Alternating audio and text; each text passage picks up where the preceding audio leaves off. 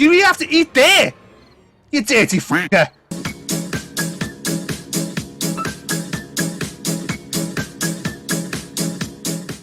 100 subscribers. That is 100 people with their own thoughts, their own feelings, and their own opinion, all with one thing in common, and that is they saw this channel, they liked what they saw, and they wanted to see more.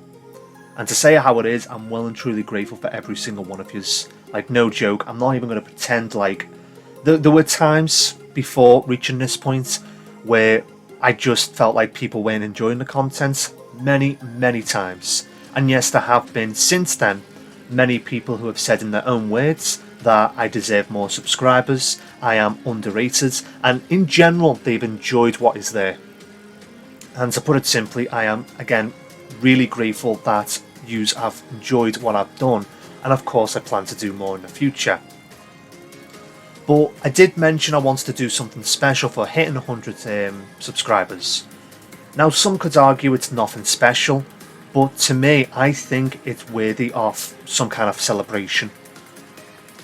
Now, the reason for that, now I could go into great detail and explain how there's certain points, I'll get editing to throw it up, but there are certain points where it's worth it, you know, certain points you can achieve that's worth celebrating.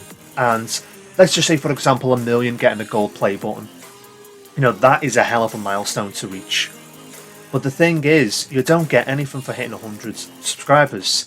Now, okay, you could argue, makes sense as to why, but during, like, in the past, like, during these times where I was feeling fairly low confident and I was looking up the average length of time for getting 100 subscribers, I quickly learned I shouldn't have done that, because I found out that the average is supposedly 60 days, give or take.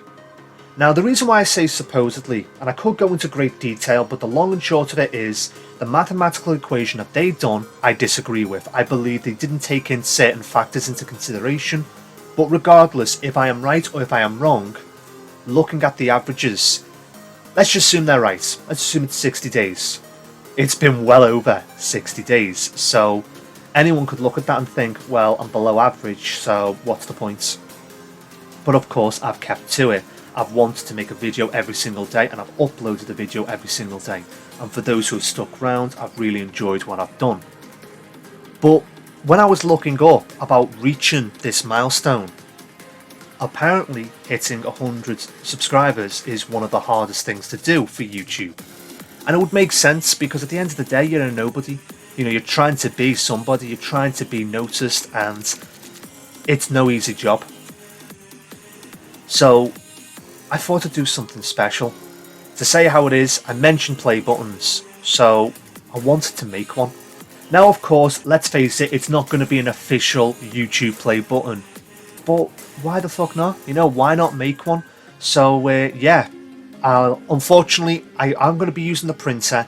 Unfortunately, I can't show that like being printed. All about camera angles, it's just not going to be good enough.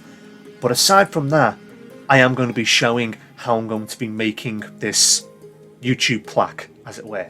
Okay, so using the image on the right, I was able to create the image on the left. Now, okay, fair enough, it doesn't look too complex, and yeah, maybe only took me about 15 minutes, but the main problem I had was printing it. For some reason, that colour, it just wouldn't come through on the printer, but whatever.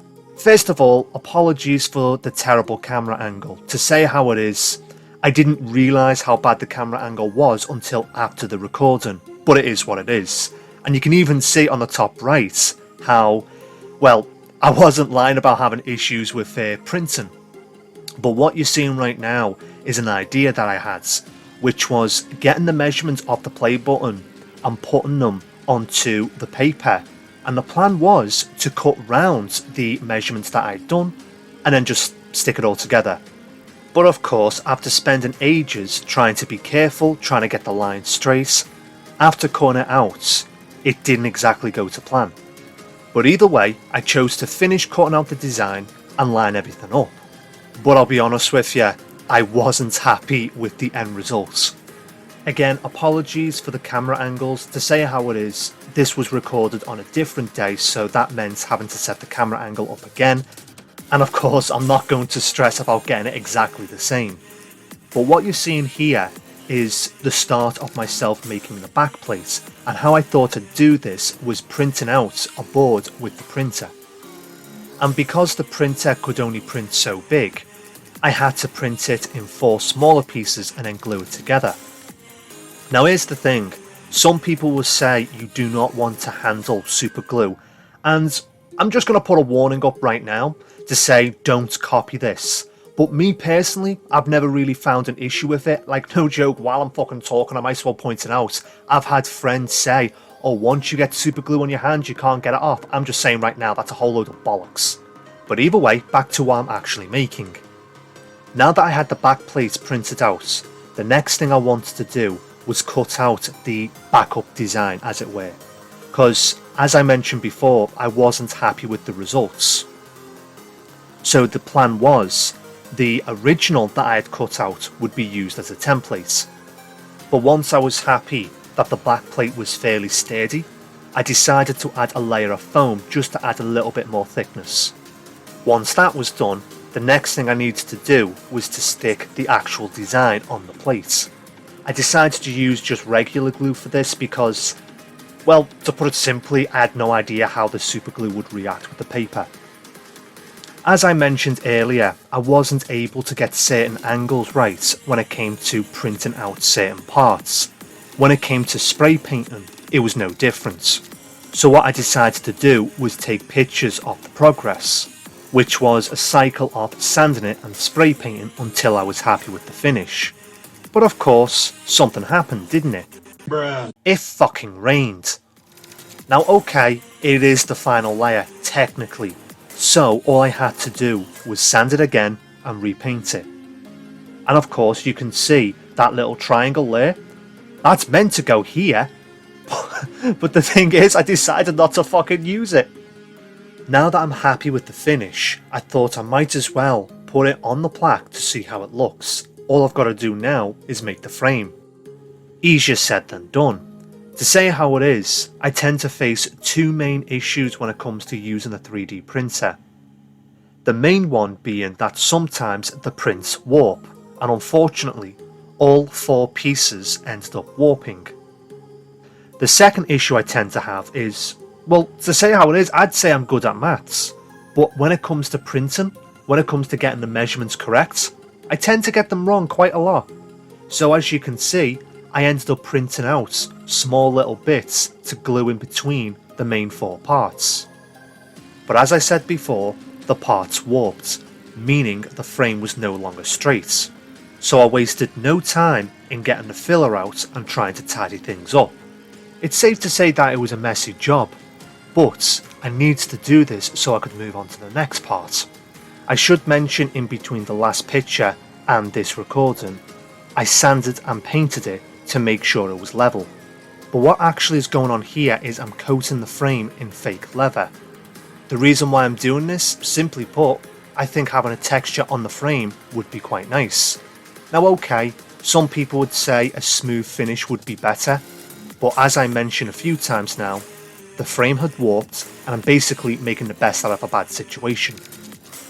Now I should add, when it comes to the angles of the camera, like, I'm not gonna lie, they're not the best.